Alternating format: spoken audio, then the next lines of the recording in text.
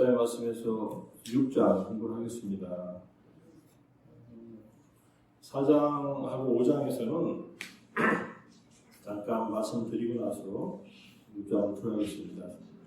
이 책이 비고 오지스님께서 이제 부처님의 가르침이 현생에서의 행복과 바로 미래로 연결되는 행복, 그리고 궁극적인 행복, 세 가지 차원에서 행복의 가르침을 주셨다, 이렇게 주석서에 나와 있는 틀대로 법을 설하신 내용을 이제 정리하고 있는데, 1, 2, 3장은 이제 서론격이고, 이제 4장이 현생에서의 행복을 위해서 무엇을 해야 되느냐에 대한 가르침을 공부했고, 5장은 미래로 연결되는 행복을 위해서 무엇을 해야 되느냐, 이렇게 가르치셨는데, 아마 이제 공부하신 내용들을 다시 한번 돌이켜보시면 알겠지만, 내 자신을 위해서, 또 부모님을 위해서, 또는 효도를 하기 위해서, 부부간의 금술이 좋기 위해서 4가지 동목을 함께 닦아라, 또는 자기 자신을 위해서 닦아라, 이렇게 말씀하셨는데,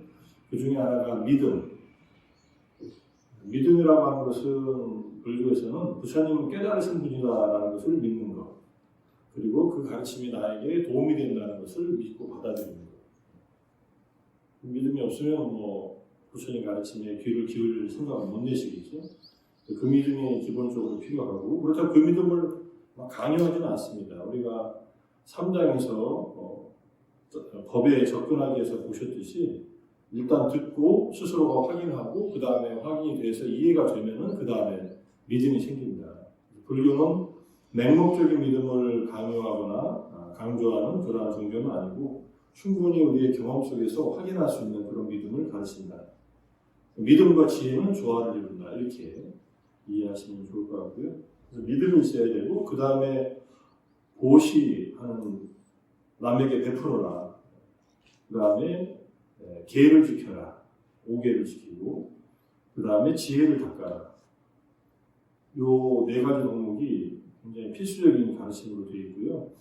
그것이 현생에서 행복한 길이고, 다음 생으로 행복이 이제 이어질 때 다음 생의 행복을 위한 길이기도 하고, 그리고 부모님에게 그런 효도를 하는 방법이기도 하고, 다양한 어떤 가르침 속에서 등장하는데, 지난 5장에서 배운 것 속에서는 그 중에서도 보시하고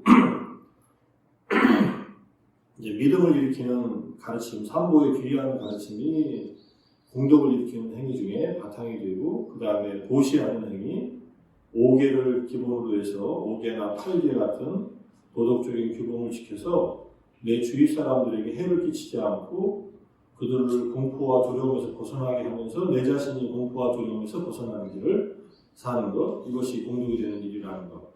그 다음에 명상을 하라고 이렇게 가르치셨는데, 명상은 방법이 많이 있지만은 기본적으로 사무량심 명상을 천상에 이르는 길 중에 중요한 방법으로서 자비의사를 가르치셨고, 그것보다 더 뛰어난 공덕을 쌓는 일은 결국은 지혜를 닦아서, 지혜를 통해서 이제 무상을 관찰하고, 무상을 통해서 고통스러운 이 생존의 조건에서 벗어나는 일이다까지가 이제 5장에서 공부한 내용입니다.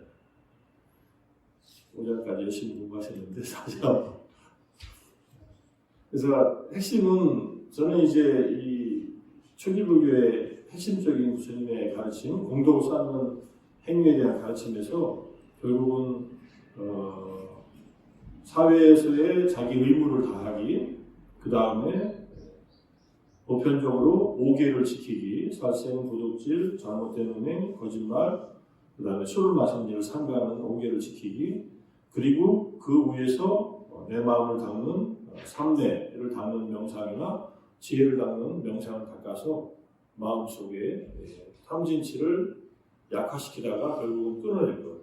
이것이 불교가 가르치는, 부처님의 법이 가르치는 궁극의 목적인 해탈, 완전한 해탈, 열반에 이르는 그러한 자양분이 된다는 가르침을 주셨고요. 이제 6장부터 시작되는 이 가르침들은 이제 7, 8, 9장으로 이어지는 구체적인 삼대를 닦는 방법, 그 다음에 지혜를 닦는 방법, 7장은 8정도, 8장은 삶에, 9장은 지혜를 닦아서 10장이 나타나는 성자의 깨달음에 도달하는 방법까지가 제시가 될 텐데, 그 전에 본격적으로 불교의 수행에 들어가기 전에 세상을 바라보는 이 눈을 깊이 한 다음에 이제 들어가라는 의미로 6장의 내용을 정리해놨습니다. 이 6장은 1장하고 통합니다.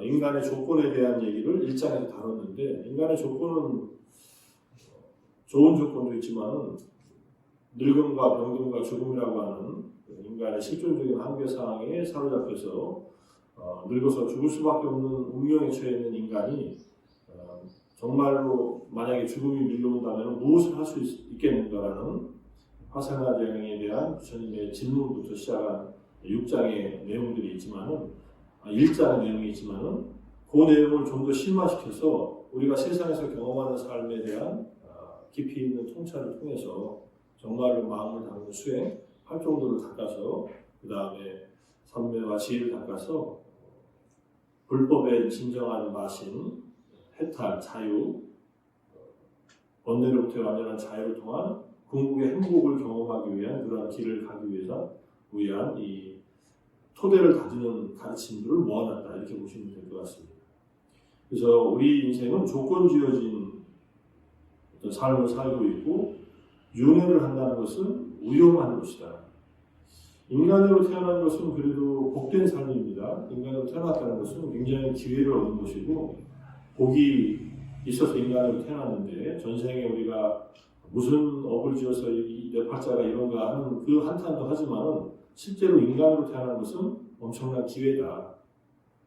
인간만이 열심히 수행할 마음을 냅니다. 왜냐하면요, 괴로워서 그래요. 행복만 하다면 수행 안 할 거예요. 행복하기 위해서 수행하는데 이미 행복해. 그럼 수행 안 하지. 근데 인간은 살아가면서 많은 스트레스를 받고 많은 여러 가지 고통들을 경험합니다. 대략 심리학적인 연구를 해보니까 괴로움과 즐거움을 한 반반씩 경험한다고 그러더라고요. 대부분의 사람들이. 조건이 안 좋은 사람은 괴로움이 90%고 즐거움이 10%도 안 되는 수도 있지만 대부분은 여러 조건을 사는 사람들의 행복과 불행을 이렇게 비교해 보니까 행복 반, 불행 반 이렇답니다.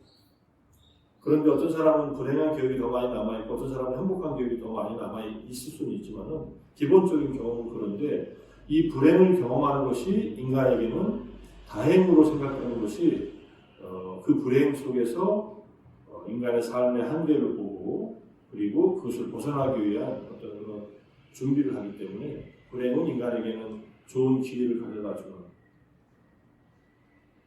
그러한 경험들이다. 그래서 천상에서 태어나는 것보다 오히려 인간으로 태어나는 것이 진정한 그 해탈, 열반을 얻기 위한 좋은 기회가 되는 삶이라고 이렇게 강조하시는 거예요. 여기 이제 아직 법회에 나오실 수 있는 그런 건강이 유지되신다면 그 기회가 아직 남아있으니까 그 기회를 살려서 우리가 이 생의 마지막 이제 숨을 거두기 전까지 그러한 수행을 할 수 있는 기회를 삼아야 된다는 것이 우리가 이제 6장을 공부하면 더 분명하게 알게 될 것입니다. 윤회하는 삶이 위험하고 그 삶에서 벗어날 것을 가르치셨다. 이 윤회하는 삶이 위험하니까 그 삶에서 벗어나라고 하는 것은 전부 다 출가해서 벗어나라고 하는 것은 아닙니다. 부처님은 제가자의 삶 속에서도 얼마든지 그 길을 갈 수 있고 제가자들도 그러한 자각 속에서 얼마든지 갈 수 있는 길을 제시해 주었다는 것이 우리가 불법을 배우면서 명심해야 될 점이라고 생각을 하고요. 그래서 이제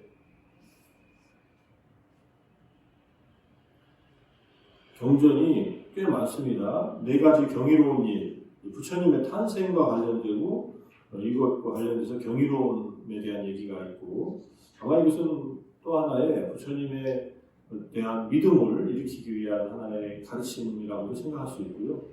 믿음이 일어나야 그 다음에 마음을 열고 법을 경청하기 때문에 그런 가르침이 이제 경이로움 경에서 제시하고 그 다음에 우리 삶의 경험 속에서 달콤함이 있고 그 달콤함 뒤에는 위험이 있고 위험을 자각하면 벗어나게 된다. 이런 가르침들이 세계의 경전으로 말씀을 하시고, 그 다음에 집착의 대상을 적절하게 파악하기, 그래서 괴로움의 무더기 김경이라는 경전을 통해서 우리가 집착하는 대상이 무엇인가를 제대로 이해해야 된다는 것, 그 다음에 감각적 쾌락의 함정에 대한 얘기를 이제 두 경전을 통해서 읽을 수 있고요. 그 다음에 삶은 짧고 빠르게 지나간다. 어느 순간에 삶은 종착역에 다다르고 있는데 빠르게 지나간다는 것은 제가 삶이 느리게 지나간다는 것은 초등학교 때만 경험했던 것 같아요. 초등학교 때는 왜 이렇게 하루가 길어서 지루한지 놀고 놀아도 또 놀릴 밖에 없어서 솔직히 저는 초등학교 때 논 기억밖에 없습니다. 공부한 기억이 없어요. 그 공부를 안 했기 때문에 제가 중학교 들어가서 정신 차리고 공부했던 것 같아요. 초등학교 때는 너무 시간이 안 가가지고 지루했는데 중학교 들어가서부터 정신없어가지고 이렇게 중학교 들어간 지 벌써 50년이 다 된 것 같은데 50년이 훌딱 가버렸습니다. 어쨌든 삶은 빠르게 지나간다는 것은 우리가 살아본 인생을 살아보면 지나간 세월은 순식간에 지나갔다는 것을 알 수 있으니까 그런 빠르게 지나가는 이 무상함 속에서 우리가 무엇을 해야 되는가를 것을 자각하고 그 다음에 법에 대한 네 가지 요약을 라타 팔라경에서 제시하고요. 잘못된 견해가 위험하다는 것. 잘못된 견해 중에서 가장 위험한 견해는 죽으면 끝이다라고 생각하는 견해예요. 죽으면 모든 것이 끝이다라고 생각하면 이 삶이 그냥 막 살게 됩니다. 죽으면 끝이라는 걸 본인이 어떻게 알았는지는 몰라도 대부분 죽으면 끝이라고 생각하고 살아요. 근데 죽어보면 끝이 아니냐 하면서 큰 후회를 할 텐데 저도 죽은 다음에 세상에 대해서 제 경험으로 알지는 못했지만은 이제 부처님의 깨달음의 눈으로 보실 때 천안통이나 성경통을 하고 보시니까 죽음은 끝이 아니라 또 다른 삶의 시작이다 이렇게. 그래서 죽은 뒤에 삶이 있다라고 믿는 천국이 있든 지옥이 있든 이렇게 믿는 사람들은 그래도 인생을 좀 조심하고 사는데 죽은 뒤에 삶이 없다라고 생각하면 가장 자기에게 해로운 삶을 살게 됩니다. 그래서 죽음이 끝이 아니라는 것에 대한 이해를 우리가 분명히 해야 된다.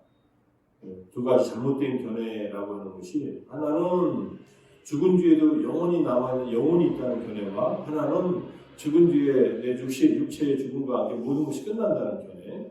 하나는 상주론이고 하나는 단면론이라고 하는데 영혼이 존재한다는 견해와 영혼이 사라진다는 견해 두 개 다 잘못된 견해인데 그래도 영혼이 사라진다는 것보다 영혼이 존재한다는 것이 좀 나아요. 영혼이 존재하니까 영혼이 천국 가고 싶어 할 거 아니에요. 그래서 잘 살려고 노력을 합니다. 그러면 또 천국에 가요 또. 문제는 천국이 끝이 아니라는 것에 문제가 있지. 부처님이 깨닫고 보니까 천상의 삶도 다양하지만 그것은 종착역이 아니다라고 하는 것을 깨달으셔서 그 삶이 가치가 있지만 그 속에서도 수행해야 된다고 가르치신 분이니까 천상에서 지옥까지라는 그런 가르침 이 자해경 속에 있고요. 그 다음 윤회의 위험에 대해서 눈물에 대한 피해감의 비유가 나옵니다. 여기를 보면 내가 윤회하면서 내 가족들이 죽어서 흘린 눈물이 저 바다의 물보다 더 많다. 바닷물보다. 우리 1년에 눈물 몇 방울이나 흘리나요? 요즘에 좀 우리들의 블루스 보면서 눈물이 좀 나와서 어제 공부 끝나고 봤더니 눈물 나더라고요. 많이 우셨죠? 우리나라 사람들 지금 그거 보면서 눈물 많이 흘릴 거예요. 근데 그렇게 눈물을 흘린 눈물이 저 바닷물보다 많다면 얼마나 많이 흘렸어요. 내 몸에 있는 물 다 짜도 이게 얼마나 될까요? 제 몸무게가 만약에 100kg는 안 되지만 100kg면 물이 70kg인데 물이 70kg인데 그걸 다 쥐어 짜도 한 10kg 나오려는 눈물이 바닷물 비유하면 말도 안 되죠.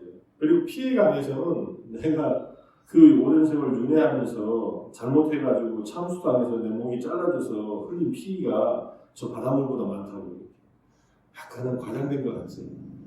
정말 과장된 것 같지만은 그렇게 오랜 세월을 우리는 눈물을 흘리며 피를 흘리면서 윤회해 왔는데 이제 그 사실을 알았으니 정신 차려야 될 때 아니냐 이렇게 합니다. 이 경전들을 이제 하나씩 보면서 우리가 사는 세계에 대한 관점을 기피하고 정말로 어떻게 살아야 되는가 하는 문제에 대해서 고민을 좀 더 하자. 자, 대기설법이라는 이제 말은 다 익숙하실 겁니다. 대기할 때 기는 우리들의 중생들의 마음의 성숙도입니다. 그 성숙도에 따라서 부처님은 거기에 맞는 가르침을 주셨다. 요즘 말로 하면 눈높이 교육이에요. 눈높이 교육인데 눈보다는 마음의 성숙도니까 마음 높이 교육이라고 할 수 있습니다. 근기라고 하는 것은 근기라는 말은 부처님 가르침에서 근이라는 말을 쓸 때는 오근이라는 것이 있어요. 우리 마음이 가지고 있는 본래 기능인데 믿는 기능, 노력하는 기능, 마음 챙기는 기능, 집중하는 기능, 그 다음에 지혜의 기능, 5가지가 있는데 그것이 성숙하는 정도가 다 다릅니다. 믿음이 많은 사람도 있고 노력을 열심히 하는 사람도 있고 마음 챙김이 강한 사람, 삼매를 잘 이루는 사람, 그 다음에 지혜로운 사람도 있는데 거기에 맞춰서 법을 설하셨다. 그 중에서도 무모한 경향이 있는 사람에게는 이제 파멸적인 방식을 그만두고 좋은 과보를 하는 선행을 가르치셨다. 운명론의 경향이 있는 사람에게는 현재의 노력이 미래의 운명뿐 아니라 현재의 우리 삶의 질을 결정한다는 것도 가르치셨고, 운명론의 경향은 사실은 과거에 우리가 행한 행동이 현재를 결정한다고 하는 숙명론이 있고요. 운명론은 우리가 어떤 행위를 해도 미래를 바꿀 수 없다라는 그러한 것이 운명론이에요. 우리가 아무리 노력해도 내 인생이 바꿔지지 않아. 이렇게. 그게 운명론입니다. 또는 전생의 이 지은 업이 이 생을 다 규정해서 나는 어떤 일을 해도 이 생은 더 나아지질 않아. 이건 숙명론이에요. 숙명. 과거세, 숙세에 내가 행한 과거가 이제 업이 현재를 결정한다는 얘기인데 숙명론이든 운명론이든 이런 경향이 있는 사람에게는 우리의 노력이 현재와 미래를 개선할 수 있다. 이것이 불가능하다고 하면 불교를 배울 필요가 없죠. 불교를 수행할 필요도 없고 법회를 할 필요도 없습니다. 그냥 주어지는 대로 살면 되는데 불교는 부처님 가르치는 그런 것이 아니기 때문에 우리가 노력을 통해서 삶은 더 나아질 수 있고 훨씬 더 행복해질 수 있다는 걸 가르쳤다는 것. 육체의 죽음과 함께 소멸한다고 확신하는 사람에게는 업에 따라 사후에 다시 태어나는 것을 가르치셨고 이게 단면론자들이에요. 가장 위험한 사견입니다. 잘못된 견해. 그 다음에 더 높은 깨달음을 얻기에 충분치 않은 사람에게는 천신으로 다시 태어나기를 열망하여 천상의 행복함과 영광을 누릴 것을 가르치셨다. 만약에 천국에 가기를 원하는 사람이 있었다면 천국에 가기 위해서 고시를 굳건하게 하고 계도 굳건하게 지키고 거기에 명상을 조금만 더 하면 천국에 갈 수 있다. 이렇게 가르치셨을 거예요.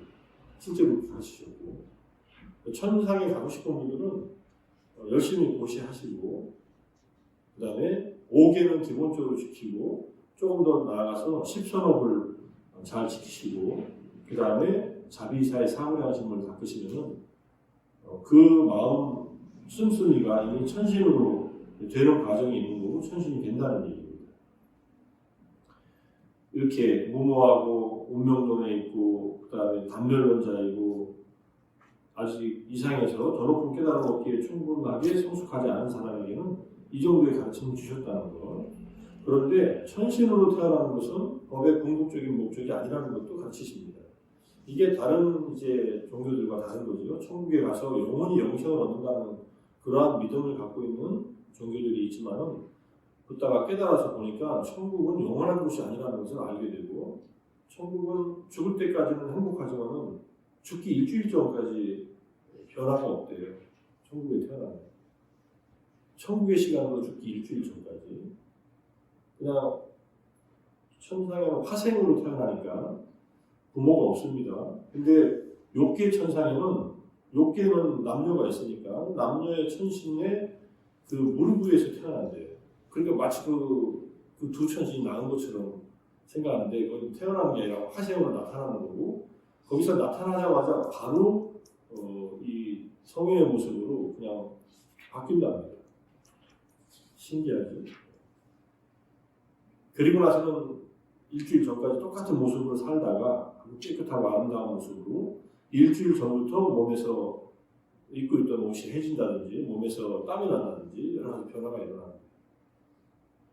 사람도 죽기 일주일 전이면 이제 죽음의 기본적인 그 모습이 나타난다는 거예요. 그 서울대 중환자실에서 진료하는 그 TV로 나오는 교수님한테 여쭤봤어요. 죽기 어느 정도 되면 선생님은 그분이 이제 돌아가신다는 걸 아십니까? 그러니까 일주일 정도 되면 안다. 임종하겠다. 그럼 이제 가족들한테 준비하라고 한다. 어떤 조치를 취해도 일주일 정도 지나면 이제 돌아가시겠다고 합니다. 아마 비슷한 시간인 것 같아요. 인간으로 태어나서도 죽기 일주일 전이면 대략 마지막 생명의 이제 이게 꺼져가는 징조가 나타나는데 천신들도 천상의 시간으로 일주일이니까 짧은 시간 아닙니다. 인간의 시간으로는 4천억 천의 하루가 인간 세상에 50년이에요. 4천왕에서 500년을 사는데 인간 세상으로 하면요 900만 년이에요.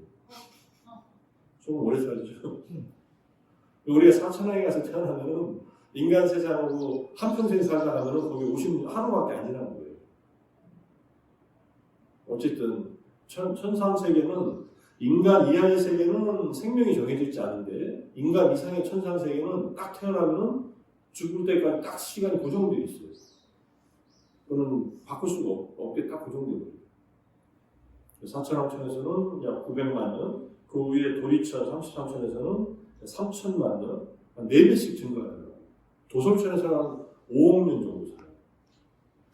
도솔천이 욕계의 네 번째 천상인데 이게 5억 년 정도니까 도솔천에 지금 미륵보살님이 계시다면은 미륵보살님이 도솔천에 올라간 지가 이제 부처님 제자였으니까 서가모니 부처님 2,600년밖에 안 됐으니까 빨리 내려오시고 싶어도 못 내려와요. 5억 년을 사셔야 돼. 미륵보살님은 자꾸 찾으려면 그냥 올라가는 게 더 빨라요. 내려오시고. 내가 거기 가는 게 더 빨라요. 내려오시는 분 기다리는 겁니다. 이 생에 복 줘가지고 미륵보살님한테 가야죠. 가면은 거기서 같이 이제 5억 년 같은 시간 살다가 미륵보살 내려오실 때 따라 내려오지요. 우리 동강경 독성의 백성옥 박사님의 그 유지를 이어서 하는 그분들이 동강경 독성하면서 미륵보살님 시공하기를 발언한다고 그러잖아요. 그 의미가 있어요, 사실. 도솔천에 환생하겠다는 도솔천에 태어나서 미륵보살님하고 거기서 같이 지내다가 내려오겠다는 그런 얘기니까. 그래서 미륵보살님이 이 세상에 내려오는 일은 아직 멀었다. 미륵이라고 이 세상에서 얘기하는 사람들은 그냥 거의 다 사기꾼이다 생각합니다. 미륵이라고 하는 사람들 꽤 많습니다. 그렇죠? 미륵의 화생이라고 사람들이 불러주는 경우는 있는데 본인이 미륵이라고 하면은 너무 서둘러서 오신 것이 부처님 가르침이 아직 남아있으니까 오신 것이라고 착각할 수도 있고. 자, 그래서 일시적인 중간 지점의 정도이고 저는 이걸 오아시스라고 생각합니다. 천상의 행복을 경험하는 것은. 천상에서 행복한 것은 중요한 일이고요. 우리가 불교 신앙이든 어떤 종교의 믿음을 가지고서 마음이 편안하고 안정된 것은 그만큼의 혜택이 있는 거예요. 그러니까 종교를 갖지. 불교는 좀 그걸 점잖게 접근해가지고 각자의 노력으로 삼매를 경험하고 이렇게 덜 자극적으로 이렇게 가르치는데 어쨌든 궁극적인 목표는 이제 괴로움의 소멸이라는 마지막 목적지가 있습니다. 그래서 아무리 행복하다 할지라도 천상의 행복함은 괴로움의 소멸에는 미치지 못한다. 괴로움의 소멸은 열반을 얻은 것이니까요. 천상의 행복을 이 생에서도 경험할 수 있고 이 생에서 경험한 사람은 죽어서도 경험합니다. 그러니까 죽기 전에 이 생에서 살아있으면서 천상의 행복을 경험해야만 죽고 나서 천상으로 가는 거예요. 이 생에서는 죽도록 괴로웠는데 내가 이 생에서는 이제 빚을 다 갚았다. 죽을 때 훌훌 털고 이제 행복하게 천상으로 가겠다. 이건 좀 이상해요. 우리 마음으로 내가 태어난 세상이 연결되기 때문에 마음으로 행복하셔야 돼요. 그러니까 주면서 행복하고 계를 지키면서 행복하고 자비사의 사물의 하심 닦으면서 행복하고 또 연구를 하시면서 행복하고 화두를 들으면서 행복하시고 어떤 수행을 하든 이게 행복으로 연결될 때 천상에 태어납니다. 그래서 살아있는 동안에 마음이 불편하다면 풀으셔야 돼요. 누군가 때문에 불편하다면 만나서 풀으셔야 돼요.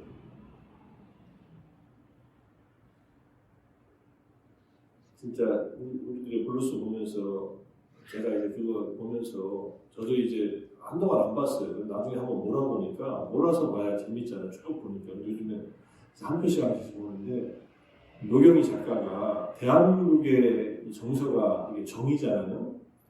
우리 어렸을 때만 해도 시골에서 살 때 다 알았어요, 사실은 동네 사람들이. 근데 그것이 가장 강력한 대한민국의 땅이 제주도랍니다. 제주도 그 영화를 보면서 한림에서 찍었는데 정말로 제주 사람들 그렇게 살았대요. 지금은 다 없어졌대요. 제주 시내나 서귀포 시내 같은데 또 육지 사람들 많이 가서 물을 흘려놨고 정말로 상대방이 옆집 일을 다 자기 일처럼 생각하고 살잖아요. 그러니까 그 안에서 일어나는 모든 일들이 이제 함께 만들어가는 일이니까 제가 왜 갑자기 이 얘기를 툭 꺼내서 얘기를 하는 거예요. 제주도 얘기하다가 자, 그래서 이제 우리가 그렇게 함께 살면서 서로를 보살피면서 살 수 있는 환경에서 만약 그렇게 서로의 행복을 위해서 산다면은 이 삶을 마치고 다음 생에 연결될 때도 또 다시 연결된다는 얘기예요. 다시 이제 우리가 사장으로 돌아가서 라쿨라 아버지 어머니 노인이 된 두 분이 다음 생에도 부부로 만나고 싶다고 얘기하니까 부처님께서 두 분은 믿음과 보시와 지계와 지혜를 같이 갖췄기 때문에 다음 생에도 부부로 태어날 것이다 얘기하거든요. 근데 이분들은 둘 다 성인이에요. 불교의 기준으로 뭐 수타원이에요. 예교.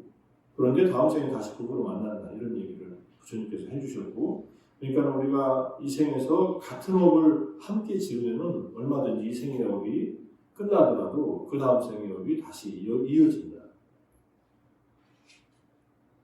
그러니까 그 얘기 하려고 했는데 죽기 전에 잘 풀고 가라는 거예요. 제주도 사람들 박력 있어가지고 무슨 문제 있으면은 다 뒤집어 내가지고 다 얘기하게 한다.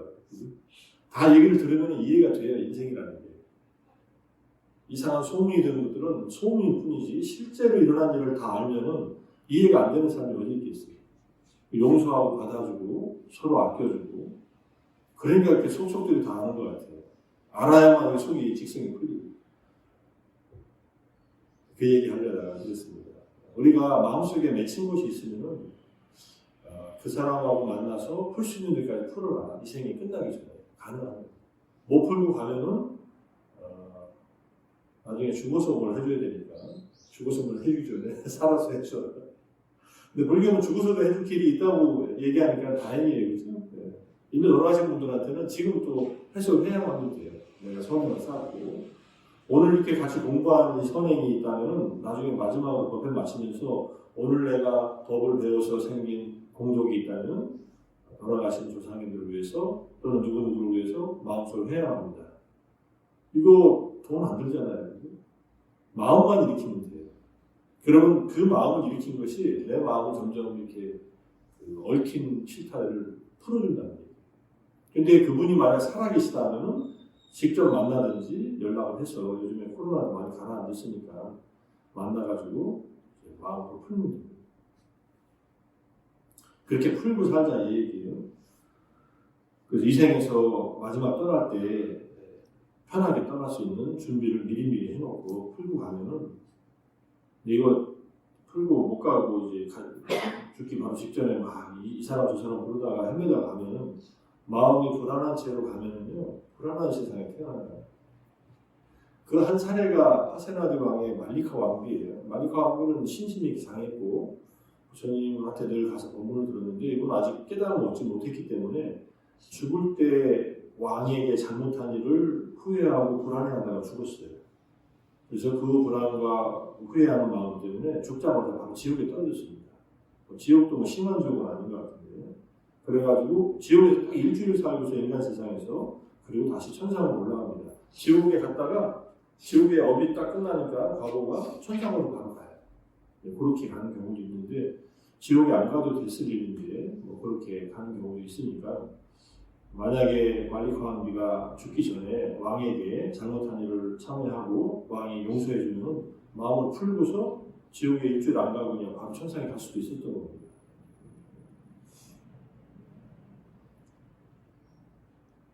자, 부처님의 가르침에 따르면 생사 윤회 속에 있는 존재들의 모든 상태는 천인이라 할지라도 천상의 존재, 천사 또는 천상의 존재라 할지라도 일시적인 것이고 믿을만하지 못하면 괴로움에 묶여 있다고 이렇게 보신 겁니다. 이걸 존재 세계를 통째로 다 깨달으니까 이게 보였던 거예요. 아무리 천상에서 천상의 존재라 할지라도 천상의 존재 중에서 천상에서 아란이된 존재들이 있어요. 이건 필수적으로 있기 마련이고요. 정거천에 태어나는 새끼에 거기서 아란이 됩니다. 그런 분들은 괜찮아요. 더 이상 윤회하지 않아요. 거기서 생을 마치고 나서는 이제 거기서 이제 완전한 열반이 되니까. 그렇게 되면 이제 제일 좋겠죠, 실제로. 그렇지 못하고 만약에 거기서 성장을 못 되면 천상에 다시 태어날 수도 있고 천상의 복이 닿으면은 천상에서 새로운 복을 짓지 않으면은 천상 이하의 세계, 인간이나 인간 이하의 세계로 이제 내려올 수밖에 없는 경우가 있으니까 그때 조심하라는 얘기고요. 법의 궁극적인 목적은 완전한 해탈로 생사윤회에서 벗어나는 것이다. 그래서 조건 없는 무위법이자 괴로움의 소멸인 열반을 성취하는 것이 궁극적인 목적이다. 우리가 현생에서 행복하고 다음 생으로 행복한 길을 닦는 그 공덕행을 하는 것이 결국은 열반을 얻기 위한 자양분이다. 이렇게 보시면 됩니다. 고통의 소멸, 열반을 얻기 위한. 열반은 조건 지어진 유의의 세계를 넘어서는 것이고 이게 안전한 피난처다. 바로 이 삶, 즉 유의의 존재 내에서 얻어질 수 있고 괴로움이 소멸되는 걸로 경험된다는 거예요. 열반을 우리가 만약 경험할 수 없었다면 부처님이 이걸 가르치지 않으셨겠죠. 그냥 천상에 가서 나중에 천상에서 더 수행하라고 가르쳤을 텐데 이것이 우리들도 가능하다는 것. 요즘에 뭐 말법이라고 하는 얘기들을 하는 분들도 있나 봐요. 말법의 의미는 부처님의 가르침에 껍데기만 남은 시대예요. 말법에서는 수행도 없어요. 그냥 교리의 일부만 남아가지고 그냥 불교가 그냥 흔적만 남아있는 그런 세계를 말법 세계를 합니다. 근데 지금은 말법 세계가 아니에요. 수행의 방법도 남아있고 수행을 통해서 열반도 얻는 분들도 아직 있습니다. 적어도 수행을 통해서 열반을 경험한 성자가 한 명이라도 있으면 정법 시대예요. 남방불교의 전통에 의하면 정법이 5,000년 간다고 했어요. 아직 정법 시대. 그러니까 여전히 깨달음 없는 분들이 있다는 것을 이해를 하시고 그게 남의 일이 아니라 내 일로 만드는 것을 우리가 이제 불법을 이제 공부하고 실천하는 그런 토대로 삼아야 된다. 얼마든지 가능하다. 가능한 이제 일을 해야죠. 우리가 7장, 8장, 9장은 바로 그것을 공부하게 되는 겁니다. 부처님은 스스로 깨달음을 통해서 열반을 실현하셨고 35세에 깨달은 후에 45년 동안 중생들이 열반을 실현할 수 있도록 돕기 위해서 노력하셨습니다. 45년간의 모든 설법을 듣는 사람들이 고통을 벗어나서 열반을 얻도록 도와주는 일이었다. 그리고 그 가르침은 여전히 지금도 유효하고 우리는 그 가르침을 통해서 열반에 도달하는 길을 갈 수 있다. 이렇게 보시면 되고요. 열반의 실현은 무아의 지혜에 의해서 가능해집니다. 무상고 무아라고 하는데 이 세 가지 와사나의 지혜를 통해서 열반의 실현이 가능하다. 무아라는 것은 있던 내가 없어진 게 아니라 본래 이 뭔가 마음에는 고정된 자아라고 할 것이 없다는 얘기예요. 무아를 잘못 이해해서 허무주의에 빠지는 것이 가장 위험하다고 불교에서는 누누이 강조합니다. 무아는 허무주의가 아니에요. 윤회하더라도 고정된 자아라는 것은 없다. 영혼이라는 것은 없다는 가르침이에요. 그래서 우리 마음은 더 나아질 수도 있고 더 타락할 수도 있고 노력하면 마음은 점점점 자유로워지고 무아의 지혜에 의해서 열반을 실현한다는 것은 열반을 내가 얻는 게 아니라 무아의 지혜를 깨달을 때 열반의 경험이 내 마음속에서 드러난다는 거예요. 밖에서 나타나는 게 아니라 완전한 평화, 변치 않는 행복, 마음의 흔들림 없는 평온을 가져옵니다. 이것이 안전한 곳이고 자유로운 곳이다. 그래서 저는 자연현상의 문구를 행복하고 평화롭고 안전하고 자유롭기를 이렇게 제가 문구를 만들었어요. 문구를 이 네 가지로 만들어서 하는 것은 제가 처음일 겁니다. 저는 이제 행복하고 평화롭고 안락하기를 이렇게 배웠는데 안락이라는 말을 안전으로 바꿨고 그 다음에 자유롭기를 집어넣었어요. 행복한 것과 또는 평화로운 것과 안전한 것과 자유로운 것이 다 갖춰진 것이 궁극에 가서는 열반의 경지, 우리 마음이 열반에 도달하면 행복해지고 평화로워지고 안전하고 자유로워집니다. 누구도 그 마음을 흔들 수 없어요. 어떤 일도 그 열반에 도달한 사람의 마음이 동요시킬 수 없습니다. 그래서 그런 열반을 얻기를 바라는 마음을 담아서 자해의 문구를 만들었는데 그냥 이 생에서의 행복을 추구하는 사람은 그 정도의 행복을 가져올 것이고 정말로 내가 행복하고 평화롭기를 바라면서 내가 궁극에 가서는 열반을 얻어야만 궁극의 행복과 평화, 안정과 자유가 얻어진다는 것을 아는 사람들은 자해의 마음을 일으키면서 열반을 얻기를 바라는 마음을 마음속으로 같이 일으킬 수 있습니다. 내가 전진하는 것, 법회에 참여하는 것, 그리고 기도하는 것, 모든 이제 수행이 행위가 결국은 열반으로 회양되길 바라는 마음으로 공부한다 이렇게 보시면 되고요. 열반은 가래라는 목마름을 소멸하는 것. 가래는 괴로움의 조건이 되고 원인이 되는 것이니까 가래는 우리가 이제 앞으로 또 활정돼서 배우겠지만 집성지에서 가래는 감각적 욕망의 가래, 그다음에 영원히 존재하려는 가래, 그다음에 영원히 죽으려는 가래, 영원히 존재하지 않으려는 가래도 있습니다. 그래서 삶이 실패하면은 이제 그만 살고 싶어 했어요. 괴로우니까. 괴로움을 직면해서 이겨나가려고 하지 않고 괴로움에 무너져 버려요, 인생이. 그러면 이제 죽음을 선택하거나 주위에 엄청난 피해를 주고 나 혼자 죽을 수 없다 해서 주변 사람들한테 해를 끼치고 자기를 자살하는 경우들이 있고 그건 최악의 경우입니다. 그렇게 죽으면은 엄청난 고통의 다음 생이 기다립니다. 생각해보세요. 그렇게 죽는 사람은 죽을 때 시원하다고 죽겠어요? 사람들 많이 죽이고 이제 가니까 나도 이제 속 풀었다고 죽겠어요? 사람들을 해치면 자기가 행복해지나요? 복수는 나의 행복을 가져오는 일이 아닙니다. 일시적인 뭔가 안갚음을 하는 것이 마음에 약간은 쾌감을 느낄 수 있을지 몰라도 그거는 또 다른 괴로움으로 연결되는 일이다. 우리가 증오는 죽어도 증오로 사라지지 않는다는 가르침에서 보실 수 있듯이 친절한 금자씨에서 마지막에 최민식이 죽이고 이영애가 행복하지 않잖아요. 다 끝냈는데 행복하지 않다고 박찬욱 감독이 마지막에 그 영화에서 보여주려고 했던 게 복수는 결국은 성공하지 못한다는 걸 메시지를 보여주려고 했던지 모르겠습니다. 어쨌든 남을 해치는 것은 전혀 나의 행복과 무관하고 그 반대다 이렇게 보시면 되고 어쨌든 가래 중에 가장 불행한 가래가 존재하지 않으려는 가래다. 파괴의 가래고 삶을 불행하게 마치게 되면 훨씬 더 괴로움에 빠진다는 거예요. 그러다가 살아난 사람들이 있어요. 자살을 시도했다가 임사체험을 하고서 다시는 이렇게 죽지 않으려고 하는 임사체험을 한 사람. 죽고 나서 그렇게 임사체험을 하면요. 아주 지옥과 같은 그런 경험을 하나 봐요. 죽음 다음에도.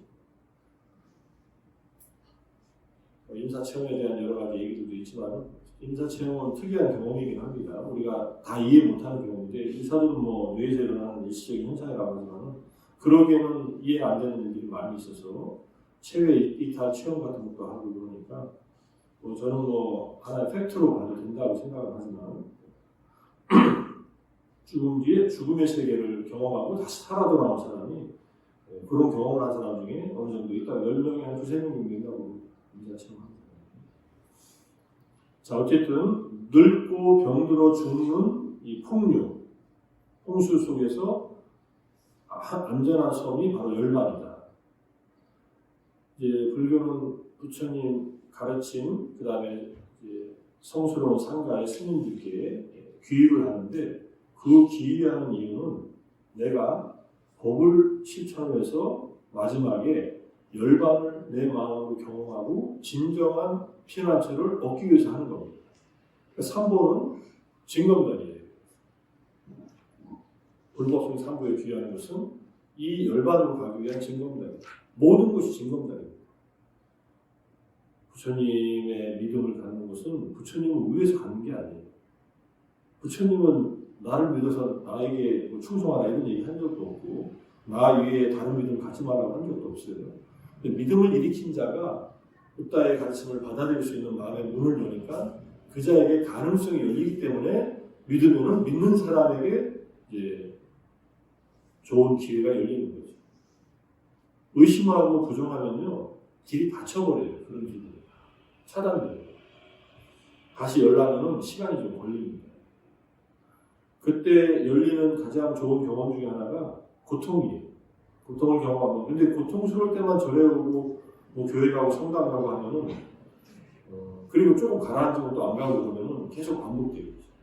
고통을 내가 넘어설 수 있는 때까지 더 정진해서 넘어가야지. 부처님은 영적으로 성숙한 제자들을 열반으로 이끌기 위해서 선행을 닦아서 행복한 내생을 얻는 것을 넘어서도록 인도합니다. 행복한 내생을 얻도록 잘 사는 것은 충분히 가치가 있다. 그런데 한계가 있으니까 그걸 넘어서서 더 가자 이렇게 가르치는 겁니다. 세속의 초월, 그걸 출세관이라고 하고 이러한 가르침은 색계, 욕계, 무색계, 3계를 넘도록 이끌기 위한 것이고 욕계, 색계, 무색계가 존재세계의 윤회하는 세계 전체이기 때문에 이걸 넘어서도록 이끌기 위한 것이다. 그래서 모든 조건지어진 존재는 원래부터 강한 면도날처럼 날카로운 위험에 노출되어 있음을 보여줍니다. 존재의 모든 상태는 위험하며 괴로움으로 가득 차 있다고 분명하게 전합니다. 괴로움으로 가득 차 있다는 데 좀 반감이 있을 수 있어요. 나는 그래도 아침에 눈 뜰 때 행복이고 자연영상하니까 더 행복이고 뭐 이런데 뭐 괴로움으로 가득 차 있다고 하느냐 이렇게 생각할지 모르는데 그 이면을 바라보면 언제든지 괴로움으로 변질될 수 있는 경험들 속에 있다는 그런 얘기라고 이해할 수 있습니다.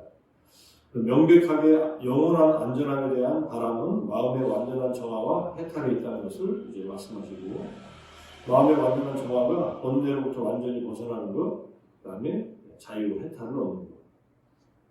그래서 부처님은 무지와 탐욕을 끊고 가장 청정한 선정 상태에 대한 집착조차 없애는 길을 제시했습니다. 우리가 선정, 삼매를 경험하면 행복을 경험하고 기쁨도 경험하고 평정심을 경험하는데 거기에도 집착하면 안 됩니다. 최근에 이제 불교에서 경험하는 삼매나 불교에서 경험하는 신통력과 불교를 믿지 않고도 삼매를 경험하는 사람들, 불교를 전혀 불교적인 방법이 아니라도 신통력을 얻는 사람들이 있거든요. 그 차이점의 핵심이 뭐냐면요. 불교는 그 삼매와 신통은 일시적인 것이라고 얘기를 해요. 무상한 것이다. 그거 집착하지 말라고 해요.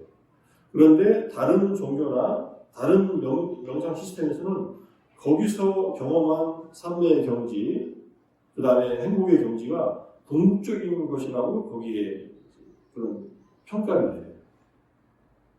이게 다른 겁니다. 다른 삼매, 정견에 입각해서 삼매의 경험을 보면은 삼매의 경험은 집착할 경험은 아니다. 그냥 지나갈 경험이다. 이렇게 보시죠.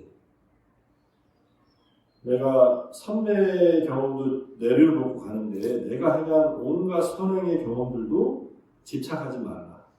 그냥 하고서 내려놓고 가라. 이런 얘기입니다. 그런데 남한테 알리라 그래요. 초기불교에서. 내가 선행한 것을 알리라 그래요. 알리는 이유는 생색내기 위해서가 아니라 나는 여유가 있어서 경제적으로 여유가 있어서 선행을 했어요. 보시를 했어요. 근데 어떤 사람은 내가 여유가 없어서 보시를 못해요. 이 사람들은 복을 못 줄 거 아니에요. 그럼 어떻게 이 사람들이 복을 짓냐면은 이 사람들은 선행을 한 사람들을 칭찬을 해요. 잘했다고. 이러면 이 사람들한테도 복이 생겨요. 그래서 알리는 겁니다. 사실. 선행의 공덕을. 근데 이게 이제 대승불교에 와서 하도 우리가 응무소주 이생기심 얘기를 많이 듣다 보니까 머무는 바 없이, 이건 머무는 바 없이는 집착하는 바 없이, 더 자세히 말하면 색성향 미촉법에 머물지 말고 무주 색성향 미촉법 생신. 그러니까 어떠한 집착하는 마음도 없이 이제 자비심을 일으켜서 육바람을 실천하라 이 얘기예요. 금강의 얘기는 이 얘기는 집착하지 말라고 한 거지 알리지 말라고 한 것은 아니에요. 그래서 우리가 매번 행한 좋은 일, 선행이 있다면 사람들과 공유하는 것이 좋고, 공유받은 사람들은 내가 그 일을 못했다고 시기하고 질투하는 게 아니라 마음으로 진정으로 잘했다라고 축하해주고 칭찬해주면 공덕이 생긴다는 거예요. 이거 얼마나 복잡히 쉬워요. 그죠? 세상에 좋은 일하고 착한 일하는 사람들 찾아가지고 마음으로 축하해주고 말로 축하해주고 그러면은 내가 복을 쌓는 겁니다. 그래서 보시라는 것 중에 누가 그런 질문을 해서 제가 무슨 강의를 하다가 경제적 여유가 없어서 보시 못하는 사람은 복을 어떻게 짓습니까? 하길래 보시하는 사람들이 소식이 있거나 알게 되면 마음으로 칭찬해주고 보시의 공덕을 해야 칭찬해주세요. 이렇게 하면 된다고 얘기해요. 그 자체가 보시의 공덕이 생기는 방법이에요.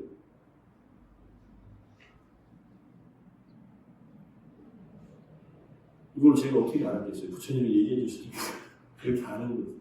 근데 생각해 보세요. 누가 잘한 일을 내 마음으로 칭찬해주면 내 마음도 기분이 좋아집니다.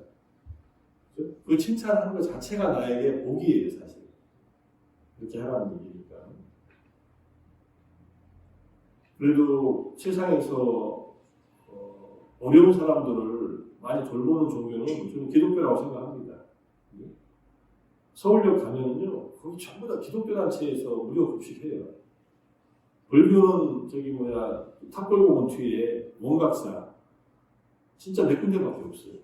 기독교는 뭐 수없이 많아요. 그러면 불교인들 뭐 지나갈 때마다 기독교인들 참 잘한다 이렇게 하고 지나가시면 돼요. 마음속으로 우리는 불교식으로 쌓아도 참 잘하십니다. 돈도 좀 놓고 가면 좋고 좋은 일은 좋은 일대로 칭찬해주는 거죠. 불교가 해야 할 일을 그들이 하면 좋은 일이죠. 그런 얘기고요. 그래서 우리가 집착조차 없애는 일이라는 것은 내가 수행해서 경험한 좋은 경험들을 내려놓고 가야만 그게 완성되는 일입니다. 붙들면은 거기서 멈춰버려요. 그 길에서 멈춰가지고 더 이상 진전이 안 되다가 후퇴해버려요. 여기 부처님이 이렇게 직접 수행을 하셨어요. 그 40대경이라는 경전이 있는데 마지막에 부처님이 깨닫기 전에 수행하시면서 고행하신 얘기를 하면서도 고행할 때마다 고통을 겪지만 마음은 동요되지 않았다고 하시고 선정 수행할 때마다 마음이 행복하고 기뻤지만 집착하지 않았다고 나옵니다. 그러니까 우리가 배우는 이런 가르침들은 부처님이 이미 검증하신 내용들이에요. 다 검증하고 다 해보시고 이게 확인된 다음에 그걸 이제 가르치시는 거예요. 그러니까 우리는 그분이 검증한 것을 받아들이고 마음을 열고 믿고서 받아들이면 내 길에서 이걸 적용하는 거예요. 저도 수행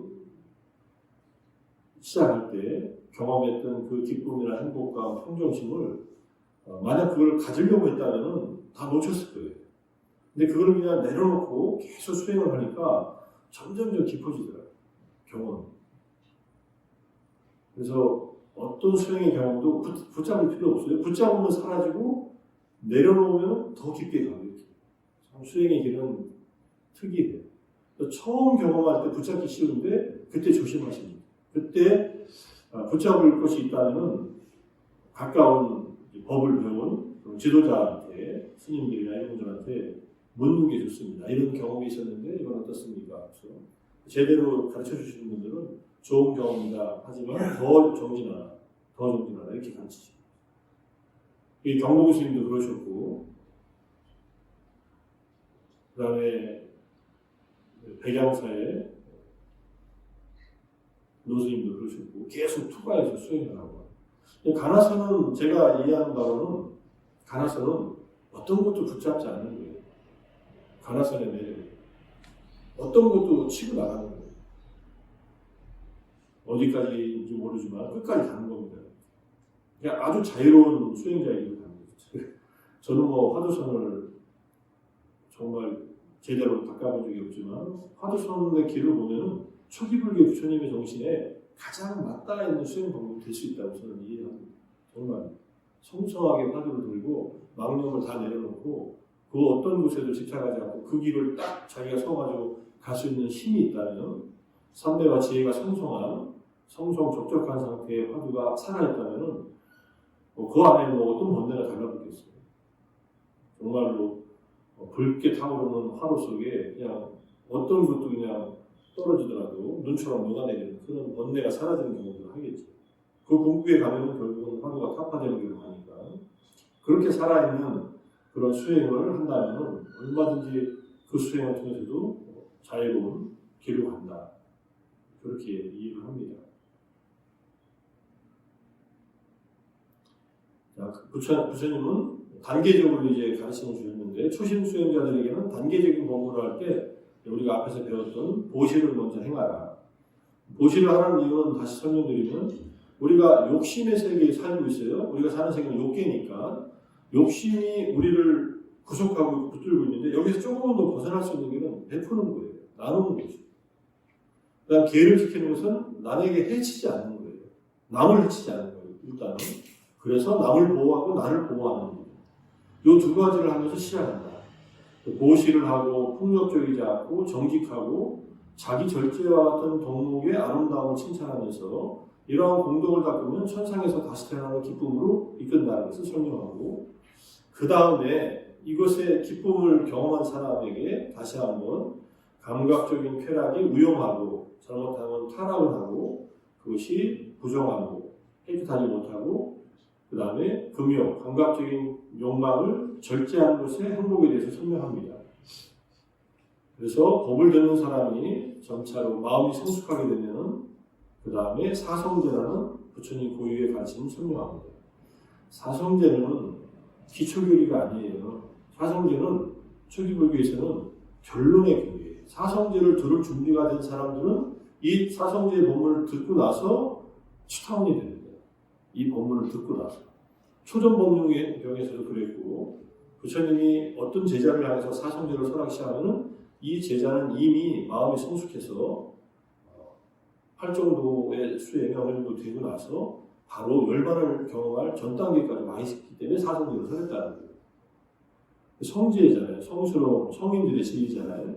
이거는 성인이 되는 진리고 성인들이 체험한 진리이기 때문에 사성제의 가르침은 기본적으로 불교의 기초를 개관하는 것이 아니라 출세간의 진리의 첫 번째 깨달음인 불태의 해탈도, 물러남이 없는 해탈도에 이르게 하는 법의 눈을 깨우치기 위한 것이다. 법의 눈이라는 것은 이때 법은 열반입니다. 열반을 처음 보는 거예요. 그래서 처음 열반을 본 경험을 견도라고 해요. 견도. 다사나 마까, 다르샤나 마르가 해가지고 열반을 처음 본 거예요. 이것이 딱 열반을 딱 보면은 더 이상 유배하는 생존이 길어봐야 7번, 8번째 삶을 받지 않고 가라앉는다는 된다는 거. 그리고 성자가 되면은 다시는 범부로 돌아가지 않는다는 거. 그게 불퇴입니다. 대중의 보살의 불퇴전지는 제8지인데, 8지가 법원지인가요? 근데 초기 불교에서의 불퇴지는 수타원이에요. 수타원. 그래서 부처님께서 출세간적인 법을 펴면서 직면하게 되었던 최초의 난관은 마음에서 일어나는 감각적 욕망과 세간에 대한 집착을 깨뜨리는 것. 이게 어려운 일이에요. 우리는 다 욕망에 붙들려 있고 세상에서 사는 것에 대한 집착을 버리지 못하고 살고 있거든요. 그런 사람들을 향해서 부처님 법을 전했어야 되니까 일단 익숙했던 관습들을 파괴해야 했으며 완전히 다른 방향으로 전환시켜야겠다. 제자들이 감각적 유혹과 세속의 집착으로부터 떠나도록 이끌어야 했고 그들을 각성시키고 완전한 평정심, 자각으로 향하도록 이끌어야겠다는 거. 그래서 부처님은 스승으로서의 기술이 필요했다는 얘기를 합니다. 어떤 기술이냐면 가르침을 구하고자 하는 사람들을 정확하게 그들의 근기, 성향과 자질에 따라 가르치는 능력이 필요했다. 이 능력은 부처님밖에 없습니다. 제가 아는 한도에서는 이런 능력을 갖춘 자는 거의 없습니다. 인류 역사상 부처님이라는 존재 외에는 없습니다. 다들 자기가 알고 경험하고 깨달은 것을 사람들에게 가르치는 거지 그 사람들에게 맞는 가르침을 정확하게 전달하는 능력, 이것은 누구나 갖출 수 있는 능력이 아니에요. 이건 오랜 세월 동안에 부처님이 도사량을 했기 때문에 갖추게 된 능력이다. 그리고 솔직해서 그들을 분노하게 할지라도 솔직하게 말해서 정직하고 솔직하게 말하는 것도 필요합니다. 어떤 사람이 잘못하면 솔직하게 잘못했다는 것을 지적을 합니다. 그 사람이 일시적으로 화날 수도 있어요. 근데 솔직하게 말하면 상대방이 고칠 수 있어요. 그 말을 들을 자세가 되어 있다면. 홀로 평화로에 있는 것을 훨씬 좋아할지라도 논쟁의 상황에 들어가서 상대방을 이제 설득시키고 이해시킬 수도 있고 구체적인 예시가 그의 주장에 설득력을 줄 수 있을 때에는 직유나 은유나 우화를 사용했습니다. 부처님의 탁월한 능력들이에요. 부처님은 금욕주의자이거나 그는 이제 영혼의 존재를 믿는 사람, 또 붓다 교단 내의 이단적인 승려들인 적대자들에게도 자신의 신조를 철저히 지켰습니다. 부처님 내에서 데바다타처럼 부처님의 이제 떠나가지고 다시 밖에 나갔던 그런 제자들도 있으니까. 자, 그래서 마츠마니카야 22번째 뱀의 비유경이나 38번째 가래 멸칭경의 긴 경의 앞부분에 보면은 부처님이 어떤 태도를 취했나는 걸 알 수 있습니다. 생각해보면은 부처님 정말로 어리석은 제자들 때문에 골치 많이 아프셨을 것 같은데 그분은 그걸로 스트레스 받는 분이 아니니까 3번 정도 얘기하시고요. 그 다음에 떠나세요. 니들이 알아서 해라 하면서 3세번이라는 말이 거기서 나왔어요. 3번. 제자들이 말 안 들으면 3번까지 얘기합니다. 그리고 말을 더 이상 안 들으면요. 그냥 그 자리에서 떠나요. 더 이상 왈가왈부 안 하셔. 그럼 자기들이 알아서 자각을 하든지 아니면 나중에 자각을 하든지 그게 주님이 가르치는 방법이었다는 거예요. 어쨌든 붓다의 이 놀랍고 훌륭한 점은 이 어려운 과제들을 이행하는데 아주 성공적이었다는 것이 붓다의 놀랍고 훌륭한 점이었다. 이게 첫 번째 경전만 보고 이제 마치겠습니다.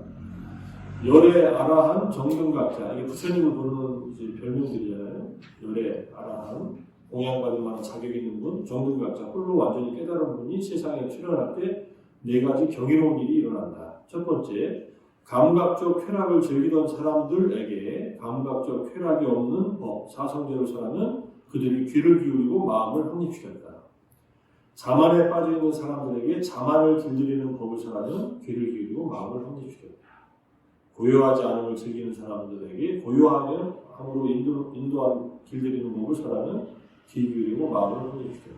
어리석은 무명에 빠져있는 사람들에게 무명을 길들이는 법을 설하면 귀 기울이고 마음을 확립시켜서 각각 감각적 쾌락에서 자만에서 고요하지 않음을 즐기는 일에서 무명에서 벗어나도록 인도했다. 이런 얘기입니다. 이건 탁월한 능력입니다. 사실. 이렇게 성공한 분은 없습니다. 제가 다시 말씀드리자면 아라한들은 자기 문제를 완전히 해결한 분들이에요. 근데 타인이 무슨 문제가 있는지는 완전히 알지 못하고 완전히 알았다 하더라도 그 사람에게 맞는 방법으로 가르침을 줄 수 있는 능력이 없어요. 아라한이 뭐 잘못된 게 아니에요. 제가 다시 비유를 하자면 설악산 대청봉을 올라가는데 아라한들은 한 루트만을 통해서 대청봉을 올라가요. 철학동을 올라가면 또는 백담사에서 올라가든 오생야수터에서 올라가든 또는 뭐 공룡능선을 타든 용화장성을 타든 화채능선을 타든 죽음의 계곡을 타든 딱 한 길로만 올라가요. 그러면 꼭대기 올라가잖아요. 그러면 아라한이 그 다음에 다른 사람을 만약에 등산을 안내한다면 어떤 길을 안내할 수 있겠어요? 당신이 올라간 길만 안내할 수 있고요. 그 길에 맞는 사람들은 도움을 받을 수 있는데 붓다라는 분은 이분은 시간이 많아서가 아니라 많은 사람들에게 이익을 주기 위해서 모든 능선을 다 타요. 설악산을 구석구석 다 다니고 나서 꼭대기에 딱 올라갔어요. 이분은 어떤 능력이 생겼냐면 어떤 사람이 어떤 코스를 밟으면 가장 효과적으로 산을 올릴까 하는 것을 이해하고 있어요. 알고 있어요. 그러니까 그 사람에게 맞게 딱 코스를 알려줘요. 당신의 일정과 당신의 체력과 당신의 일행이 이 길로 가는 게 제일 좋겠다. 이렇게 저렇게 알려줘서 각자가 정상에 오게끔 도와줍니다. 이렇게 올라간 사람들은 각자가 올라가기를 가르쳐주는 거예요. 그러니까 다른 코스를 갖춰준 거지 틀린 코스를 갖춰준 건 하나도 없어요. 근데 제자들은 자기 길을 갔기 때문에 나중에 그 제자들한테 자기 길을 가르쳐줘요. 이게 몇 대가 내려오면은 제자들끼리 가는 길들이 다른 길들이 보이는 거예요. 그래서 부파가 나눠져요. 틀린 게 아니라 다른 각도에서 정상에 가는 길들을 접근했다. 이렇게 보시면 돼요. 그래서 저는 제가 경험하고 제가 이해하고 제가 확인한 길을 조금씩 나눠드리고 이런 법들은 이제 어차피 이거는 부처님의 가르침을 우리가 이해하고 가는 거니까 이것을 이제 확인하면서 이제 공부하는 거죠. 그러니까 붓다가 했던 일들을 우리가 되돌이켜보면은 이거는 인간으로서 하기 참 어려운 일을 하셨다는 것을 알 수 있습니다. 부처님이 그 상황에서 그런 일을 했다는 것을 나라면 어떻게 했을까 그 안에다 나를 집어넣고 생각하면은 이거는 흉내낼 수 없는 일이라는 것을 알게 돼요. 여기까지만 보고 이제 영상을 마무리하겠습니다. 가르침을 처음 펴는 단계에서 부처님의 과제는 보는 법을 통해 새로운 가르침을 주는 겁니다. 아트 오브 싱잉에서 보는 방법을 가르쳐요. 부처님이 이끌고자 하는 방향으로 가르침을 따르기 위해서 우리는 쾌락이나 지위나 우리를 매혹시키는 힘의 표면적 화려함과 그 이면을 살피는 것을 배워야 합니다. 쾌락이 갖고 있는 표면적인 화려함과 그 이면, 지위, 이 지위는 이제 권력 같은 거예요.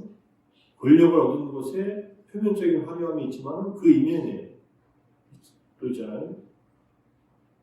건불 10년이라고 하나요? 화무 11호이가 건불 10년이라고 하나요? 권력은 10년을 가지 않는다. 꽃은 열흘을 가지 않는다. 아무리 아름다워. 좀 더 오래가는 것도 있긴 하지만 권력을 10년 이상 들고 있으려면 잘못된 짓을 하게 돼요. 많은 사람들 피해를 주고 지위의 뒤에 있는 것을 생각해서 그런 힘이 있을 때를 사람들을 위해서 그 힘을 써야 된다고 그런 얘기죠. 동시에 지각, 사고, 습관적으로 시야를 가리는 견해의 왜곡을 꿰뚫어 보도 배워야 됩니다. 내가 갖고 있는 견해가 한계가 있다는 것을 스스로 알아야 돼요. 나보다 더 훌륭한 견해, 훌륭한 지혜가 있다는 것을 알면 내 견해의 좁음, 한계가 있음을 이제 이해하게 돼요. 이게 중요한 일입니다. 사물을 볼 때 주관적인 경향성이라는 다루기 힘든 프리즘을 통해서 봅니다. 세상은 내가 본 세상밖에 존재하지 않아요. 누구도. 내가 보는 세상밖에 존재하지 않습니다. 내가 눈을 감고 세상을 안 보면 나에게는 그 세상은 차단돼 버리고 하는 거예요. 누구나 똑같아요. 이 경향성을 벗어날 수가 없어요. 우리는. 벗어날 수 없다는 것을 알면 돼요. 그래서 나는 세상을 이렇게 본다라고 알면 돼요. 그런데 우리는 어떻게 세상을 판단하냐면 세상은 이렇다라고 판단해요. 그리고 나도 이렇게 보듯이 너도 이렇게 봐야 된다고 생각해요. 그러면 혼란이 생겨요. 싸움이 생기고. 이 주관적인 경향성은 우리의 갈망과 집착에 의해서 형성되고 강화됩니다. 우리가 보고자 하는 대로 사물을 보고 믿고자 하는 것만 믿고 보고 싶은 것만 보고 편향돼요. 이것을 확증 편향이라고 해요. 믿고 싶은 것만 믿는 거예요. 우리를 위협하고 방해하는 것들, 만족감을 흔들어 놓는 것들, 우리 자신과 삶에 대해 위로가 되는 생각들에 의문을 제기하는 것을 지우려고 합니다. 힘드니까. 당장 눈앞에 달콤한 것만 찾게 돼요.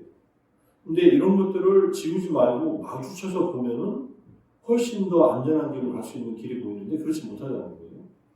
그래서 이러한 과정을 본래대로 되돌리려는 것은 가끔은 불안정한 진리에 대한 참여를 포함하지만 결국에는 기쁨과 해탈을 증명해 줄 수 있다. 우리가 우리를 위협하고 방해하는 것들에 마주치고 만족감을 흔들어 놓는 것과 마주치고 우리에게 위로가 되는 생각들이 의문을 제기해 놓으면은 처음에는 불안정해지지만은 결국에는 그것을 꿰뚫고 나가서 우리가 진리를 발견하게 되고 기쁨과 행복과 해탈을 가져오게 된다. 이런 뜻입니다. 그러니까 이걸 뚫고 나가야 돼요. 주관적인 경향성을 잘 보지 않으면 이 안에 갇혀버린 채로 나라는 틀을 만들어보고 스스로 고치가 실을 뽑아가지고 애벌레가 고치 안에 갇혀버리듯이 자기가 뭐 갇혀버리니까 이것을 불편하더라도 뚫고 나갈 수 있는 용기가 있어야 된다. 이게 쉽지 않습니다. 그래서 오늘은 좀 많이 하지만 228조 6-1까지 보고요. 다음 시간에 달콤한 오염, 고산함에 대한 공부를 하도록 하겠습니다. 지금 막 1시간 정도 말씀드렸는데 명상을 좀 하고서 마무리할까요? 네.